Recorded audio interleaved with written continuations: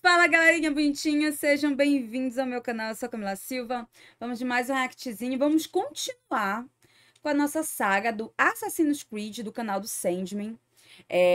Recentemente eu reagi ao vídeo do Origins, eu vou deixar, eu não, né, o Antônio, vai deixar o linkzinho aí pra vocês do vídeo que eu reagi recentemente. E hoje vamos assistir o Odyssey, né, que se passa na Grécia.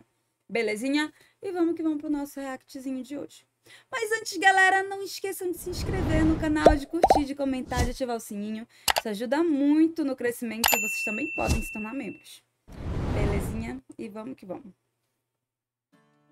Assassin's Creed Odyssey, aí o 11º jogo da franquia de jogos da Ubisoft, o polêmico Assassin's Creed Odyssey, que é ambientado na Grécia 431 anos antes de Cristo. O jogo conta a história da Batalha do Peloponeso, que é quando Atenas e Esparta duelaram ali pela hegemonia na Grécia, e durante o jogo o jogador pode escolher entre dois personagens, que é a Cassandra e o Alexios, mas como a história canônica é a da Cassandra, então o vídeo vai ser focado nos acontecimentos que tem ela uma como espécie protagonista. de... O curioso é que muita gente pode não sei se seria confundir esse o nome. fato do Origins se passar depois do Odyssey, é porque historicamente esse período da ascensão grega ele se passa antes da parte que se passa o Origins. O que é diferente é somente a parte dos dias atuais, que é a parte da Layla Hassan, mas essa parte onde eu menciono ela vai ficar em um vídeo separado, tá?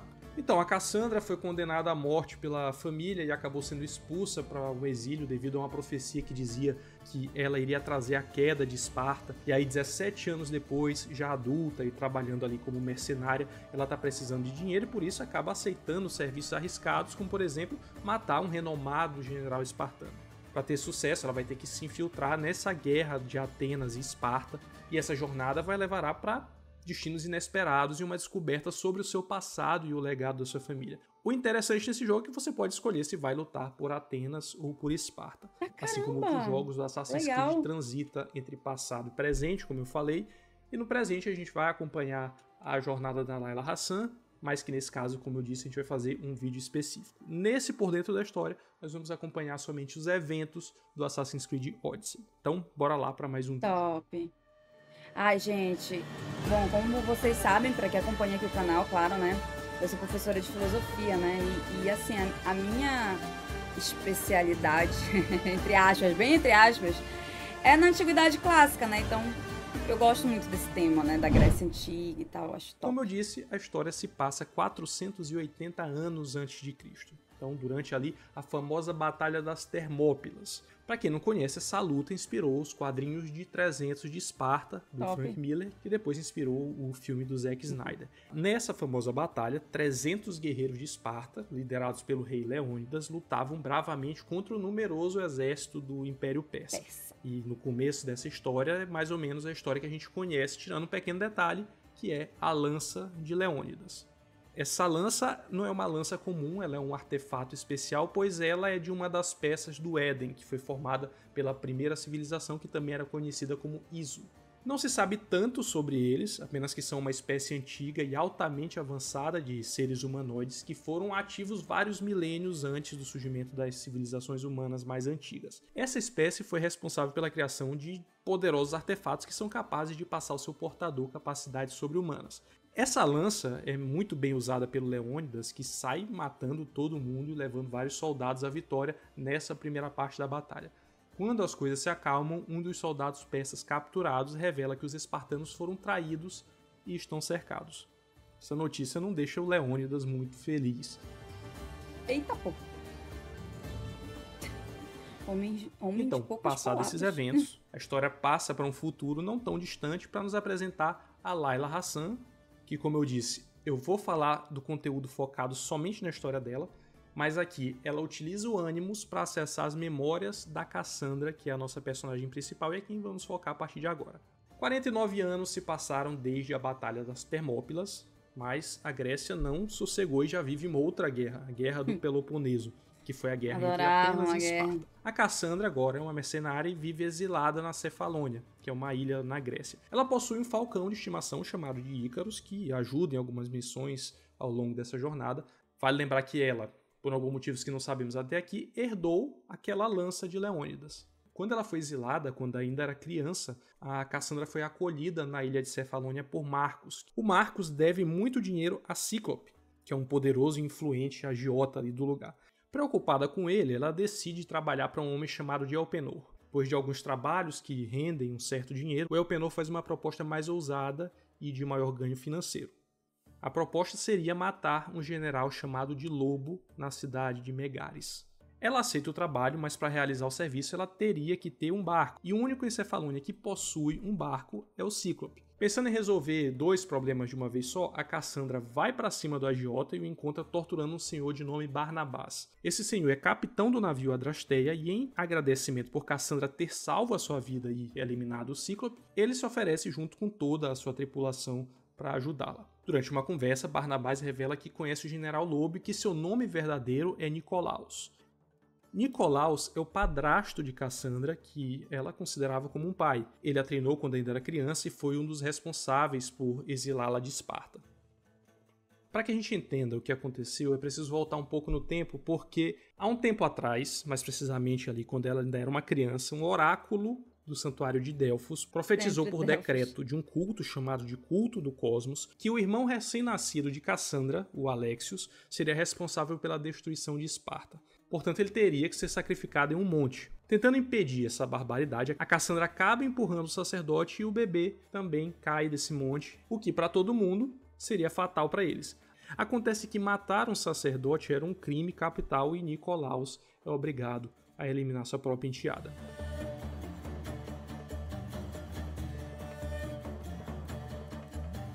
A Cassandra sobrevive à queda do penhasco e consegue fugir. No caminho, ela acha a lança de Leônidas e a leva consigo até chegar em Cefalônia e ser acolhida por Marcos, como eu já falei antes. A missão da protagonista agora tinha mudado. Ela não teria apenas que matar um general qualquer. Ela agora está envolvida em uma trama muito mais pessoal. Ela teria que eliminar o seu padrasto. Um homem que um dia ela considerou como um pai e que foi o responsável pelo exílio dela. Chegando em Megares, o Adrasteia teve de se livrar de uma embarcação ateniense que estava bloqueando o caminho e depois de passar por ela, ali já em terra firme, a Cassandra reconhece Nicolaus, mas é impedido de chegar até ele pelo seu filho adotivo, um homem chamado de Stentor. Stentor agradece a ajuda de Cassandra com os barcos atenienses e os dois começam a conversar. Ela revela para ele que também é filha do lobo, mas Stentor não acredita. No entanto, impressionado com a ajuda que ela deu a ele, o lobo pede para conhecê-la pessoalmente. E essa é a oportunidade perfeita para ela completar a missão. Nicolaus reconhece Cassandra e diz já ter se perdoado por deixar o irmão dela ser morto e jogá-la de um penhasco. Afinal, ele estava fazendo aquilo ali pelo seu senso de dever de Esparta. Existem alguns trechos que a gente pode decidir qual caminho a gente seguir. As nossas escolhas podem gerar resultados diferentes no futuro e nesse momento a gente pode escolher entre executar ou não o Nicolaus. Aqui eu vou seguir o caminho que deixa a história mais completa e para isso a gente deixa ele vivo. Cassandra poupa a vida de Nicolaus e descobre que sua mãe ainda está viva. Ela volta para o seu navio e conta tudo para Barnabás, que concorda em ajudá-la a encontrar sua mãe. Antes, ela decide voltar até Elpenor, na Fócida, para relatar os acontecimentos. Acontece que o Elpenor esconde alguns segredos. Ele vende armas para os dois lados da guerra, e por isso é do interesse dele que a batalha continue. Além disso, ele sabia desde o começo que Nicolaus era o pai adotivo de Cassandra. A conversa entre os dois acaba mal e ela enfrenta e mata alguns capangas de Elpenor que fogem em seguida. A Cassandra acessa alguns itens pessoais dele e descobre que, por algum motivo, Elpenor também está querendo achar a mãe dela. Voltando para Adrasteia, ela conhece Heródoto. Ele foi um dos mais famosos historiadores gregos, considerado como o pai da história. Aqui ele procura uma forma de pôr um fim a essa guerra. O Barnabás sugere que Cassandra converse com o Oráculo, que também era conhecida como Apítia, e para ver se consegue algumas respostas, mas não é coisa tão simples assim. Primeiro porque o Oráculo de Delfos é muito requisitado, então ela deve procurar meios não convencionais para acessar o lugar. E em segundo lugar pela questão emocional, já que foi o próprio Oráculo que profetizou a destruição de Esparta e levou o seu irmão à morte. Ainda assim, ela decide ir até lá e tentar conseguir essas respostas. As duas ficam cara a cara, e a Pythia acaba reconhecendo ela. Durante a conversa, ela cita um tal de culto do cosmos, que teria olhos em todas as partes e seriam extremamente perigosos. Antes dos Templários tentarem dominar o mundo com a Maçã do Éden e serem impedidos pelo Credo dos Assassinos, existia uma outra ordem na Grécia Antiga que era chamada de o Culto do Cosmos. Conversando com Heródoto, ele revela que esse grupo tem muita influência na Grécia e que eles estavam manipulando a oráculo para que ela fizesse falsas revelações. Controlar o oráculo é basicamente ter o poder de uma nação inteira nas mãos e ditar os destinos de quem eles bem entenderem. Naquela época, os oráculos eram quase que figuras divinas, já que se acreditava que eles poderiam prever o futuro. Então imagina o tamanho do poder que o culto do cosmos tinha só por manipular a Pythia. A Cassandra decide retornar até ela para obter mais respostas, e o oráculo revela que os cultistas se reúnem em uma câmara secreta no templo de Apolo. Ainda segundo a Pythia, eles estão atrás de uma menina que sobreviveu à queda daquele monte. Cassandra então decide entrar nesse culto durante uma dessas reuniões, mas para isso ela deve ter uma máscara e um véu específicos. A Pythia sugere que ela pegue esses itens na casa de um dos membros do culto que mora relativamente perto de onde elas estão, e esse membro é Elpenor. Então já dava para ligar os pontos para entender que Elpenor estava manipulando Cassandra para fazê-la eliminar a própria família. Continuando a história, Cassandra localiza Elpenor e o mata, e antes de ir embora ela encontra o item que parece ser o fragmento de alguma coisa maior. Ela guarda a peça e vai até Heródoto para seguir com o plano de se infiltrar na reunião dos cultistas. Devidamente infiltrada, ela encontra uma pirâmide iluminada e percebe que a peça que ela pegou se encaixa perfeitamente naquela pirâmide. Nesse momento, uma grande reviravolta acontece. Lembram lá do irmão da Cassandra? Pois é, o nome dele é Alexios e ele aparece muito revoltado no meio dessa reunião e com a cabeça de Elpenor nas mãos. Ele começa a buscar o traidor entre os presentes utilizando o artefato para descobrir quem é, e quando chega a vez de Cassandra, os dois acessam uma memória da infância dela juntos.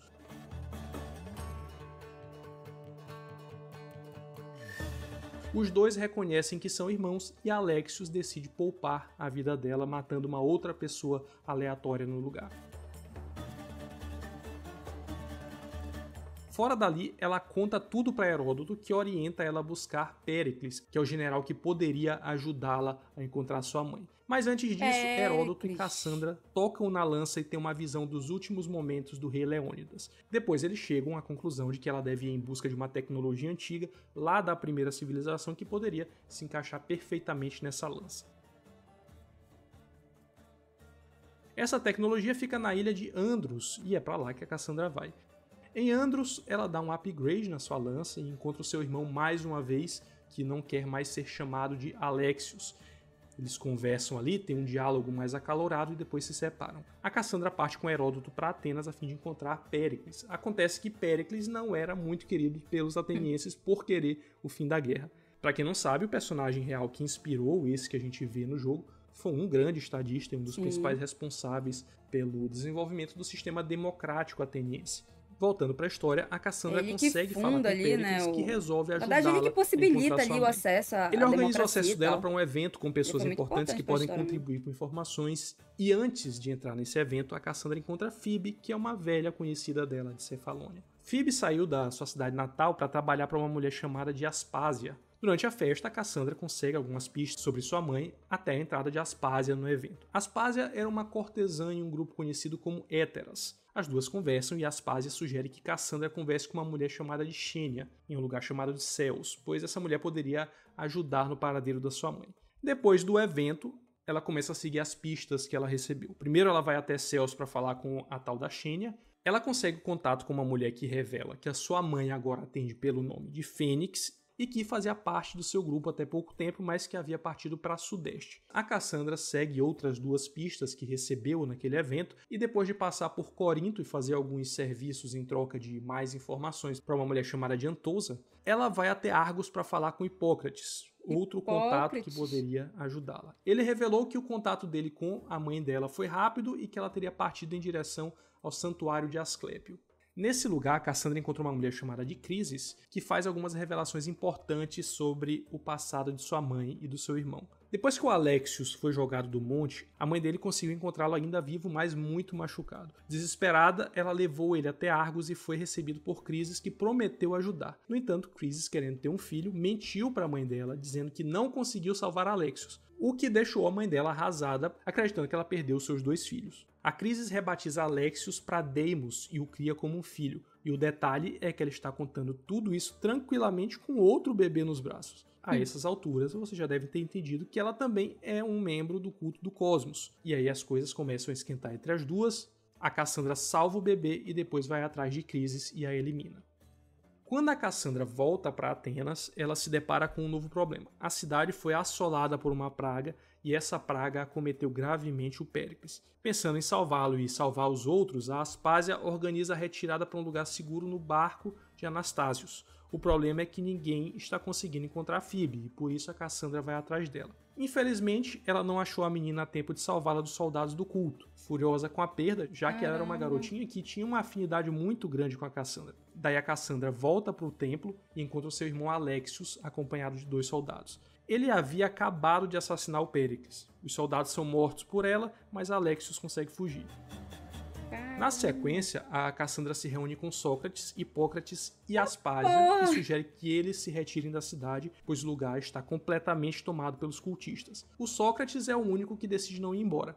Já saindo da cidade, a Cassandra conversa com Aspásia, que revela ter recebido informações sobre a mãe dela e que ela estava ancorada em um navio em Naxos. A informação dada por Aspásia se mostra sólida e Cassandra finalmente consegue encontrar sua mãe. Depois de um reencontro emocionante, elas descobrem que um dos líderes de Esparta faz parte do culto. Então, elas acordam que é o momento de voltar para Esparta, descobrir quem é o traidor e botar ordem na casa. Elas também decidem salvar Alexios da lavagem cerebral que ele recebeu dos cultistas.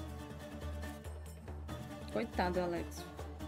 A Cassandra parte com a sua mãe para Esparta com o objetivo de descobrir quem é o líder traidor. As duas são recebidas pelos reis Arquídamo e Pausânias, e depois de realizar algumas missões, ela descobre que Pausânias é o rei cultista. Os dois se enfrentam e Cassandra sai vitoriosa, conseguindo assim restabelecer o prestígio e a casa de sua família. Pouco tempo depois, a Cassandra parte para uma batalha que está acontecendo entre Atenas e Esparta. Ela recebeu informações de que o seu irmão está liderando algumas tropas no lugar, e depois de uma grande luta, o lado espartano é derrotado e Cassandra é capturada por Deimos. Na cela, ela conversa com Deimos, que procura algumas respostas. Apesar de estar servindo ao lado contrário na guerra, ele se mostra muito hesitante em machucar a sua própria irmã. A conversa entre os dois é interrompida por Cleon. Cleon aparece algumas vezes durante a história, ele era o principal rival político de Péricles e é o responsável por ordenar a sua morte. Ele revela ser um cultista e manda os seus soldados matarem a protagonista, mas ela consegue fugir. Todo mundo... Enquanto isso, o Heródoto se junta com várias pessoas influentes em Atenas, inclusive grande parte deles estavam naquele evento na casa de Aspásia, e o objetivo deles é enfraquecer de alguma forma a influência de Cleon em Atenas. Essa pressão política força o Cleon a entrar no campo de batalha e logo ele acaba frente a frente com Cassandra mais uma vez. Durante essa luta, Cassandra e Deimos se enfrentam e nesse momento, tentando acertar a protagonista, o Cleon acaba atingindo Deimos. Isso desperta ainda mais a fúria de Cassandra, que persegue ele até a praia e o mata. A guerra foi finalizada com a vitória de Cassandra e os seus guerreiros, mas com um gosto amargo, já que o seu irmão não sobreviveu aos ferimentos. Ela reencontra a mãe e conta sobre a morte de Deimos e as duas decidem ir juntas até o monte onde tudo começou. Chegando lá, as duas têm uma surpresa. Deimos não havia morrido. Os 3 conversam e tudo quase acaba em tragédia quando Deimos reconhece a lança do seu avô. Eles conversam mais um pouco e o Deimos agora volta a ser Alexios.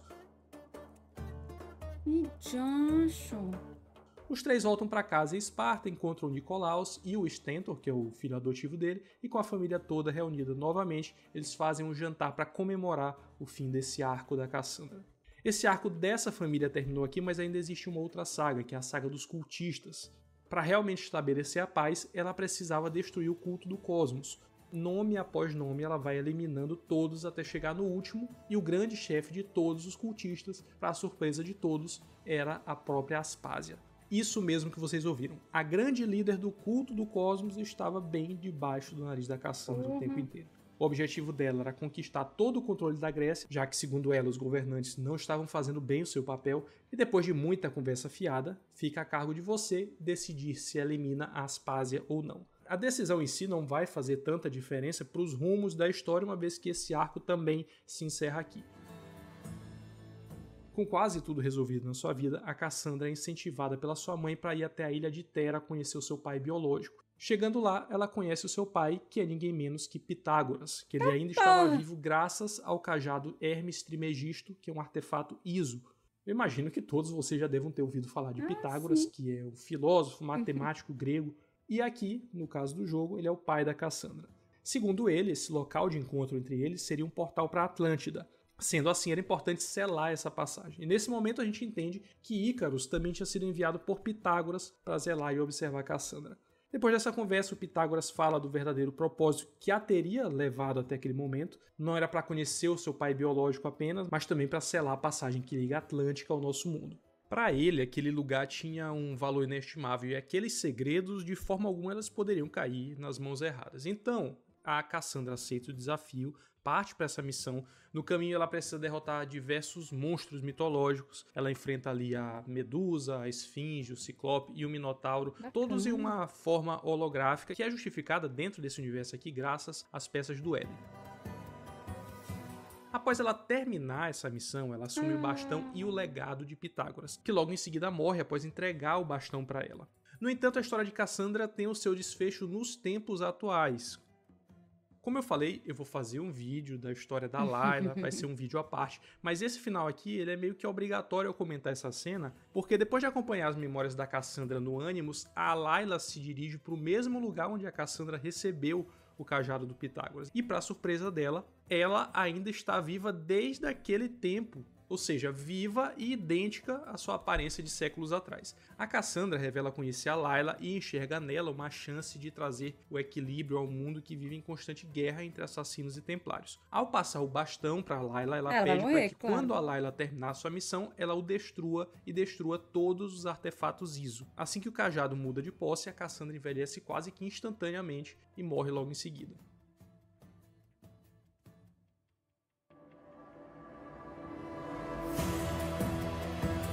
Top. Vontade de jogar Além o jogo. desse final, tem outros finais que não são tão bons. Eu optei pelo menor final, aquele que é mais completo, como eu sempre falo. Mas tem um final onde você pode tanto matar todo mundo por conta das suas escolhas. Você mata o Deimos, acaba matando o pai adotivo da Cassandra. E a mãe dela também acaba morrendo no final. E aí morre todo mundo, ela fica sozinha na casa que um dia foi deles. E tem o outro final onde sobrevivem a maioria das pessoas, menos o Deimos, que a Cassandra acaba empalando ele com a lança na sua garganta, matando seu próprio irmão. Então são esses finais que são possíveis graças às escolhas que você faz durante o jogo. Então é isso, pessoal, espero que vocês tenham gostado do vídeo. Eu vou fazer um vídeo falando de algumas curiosidades e alguns detalhes para complementar esse vídeo aqui, beleza? Com certeza, assim que eu tiver feito o vídeo, eu vou deixar ele linkado aí tanto no card quanto nos vídeos que aparecem na tela. Muito bom, gente. Como eu sempre falo para vocês, o trabalho do Sandman é incrível. Esse trabalho, né, de contar, de resumir a história, de pesquisar, né? Então tem esse trabalho ali por fora que não é só conhecer a história, né? Mas é procurar entender, pesquisar, e isso com certeza, né, dá uma trabalheira do caramba. Mas fica sempre muito top o trabalho dele, né? Lembrando que eu sempre deixo o link do vídeo original na descrição dos meus vídeos, então, para quem aí nunca assistiu, né, para quem não conhece aí o canal do Sandman, corre lá, porque ele conta histórias de muitos jogos. Então, realmente é um trabalho incrível. Muito bacana aí a história, né? Como eu falei para vocês, eu tenho até vontade de jogar o Assassin's Creed, mas não acho que não é para mim, não. Eu sou muito limitada com certos tipos de jogos, enfim. E é isso, galera. Espero que vocês tenham gostado do vídeo de hoje. Não esqueçam de curtir, de comentar e de se inscrever. Beijinho pra vocês e até o nosso próximo vídeo.